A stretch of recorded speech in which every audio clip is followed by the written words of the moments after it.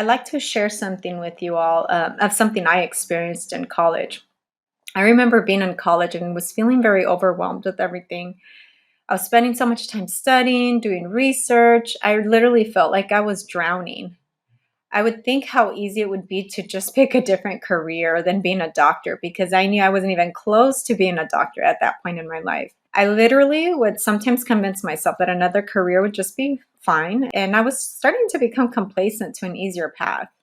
Then one day, I remember walking through a hallway and looking up to see a reflection of myself in a window. There I was, a third year college student, and then that reflection, for the first time, I saw a doctor. I was able to imagine myself in that reflection of myself in a long white coat. I felt this deep, deep sense of happiness suddenly, and then realized how I would one day be able to help people and people from my community. I kept this mental image in my mind for the rest of my medical journey. I literally wrote about it in a journal so I wouldn't forget the feelings I had when I saw that visualization.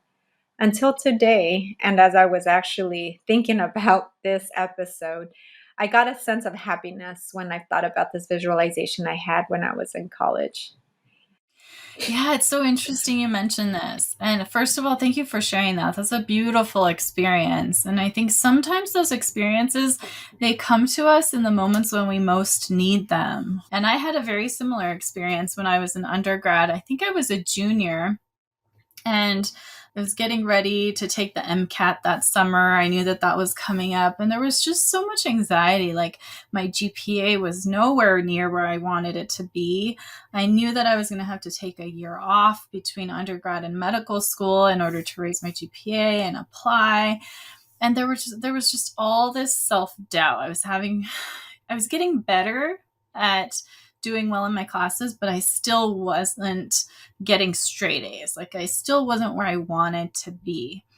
And I remember I was married at the time, so my husband was in the picture, and he would see me frequently struggling with that self-doubt, and he was a support system during that time for me. And it was this week where I just was having a ton of self-doubt and talking to him about it and crying too, because I'm a crier. That's how I get my We are stress all and my criers. yes, that's how I release my emotions.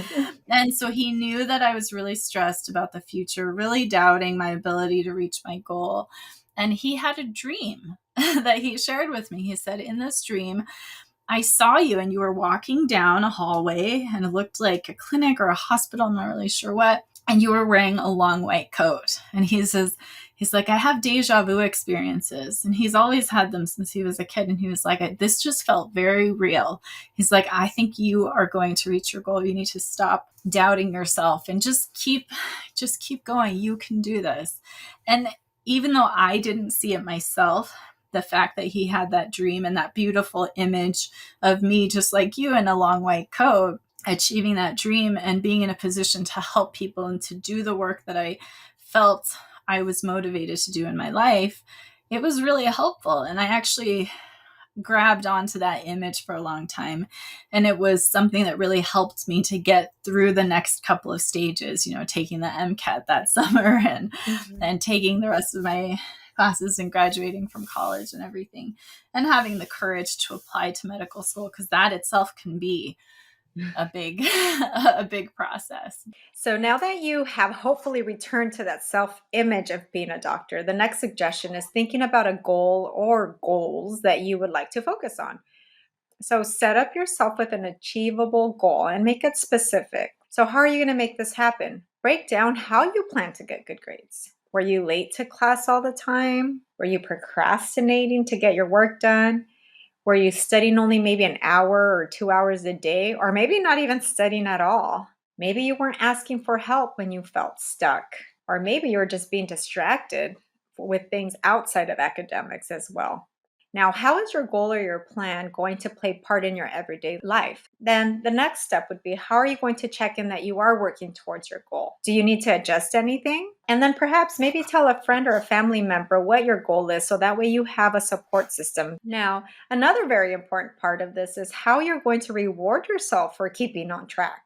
Acknowledging your effort tends to help with self esteem, and it creates this domino effect of continuing to want to do well.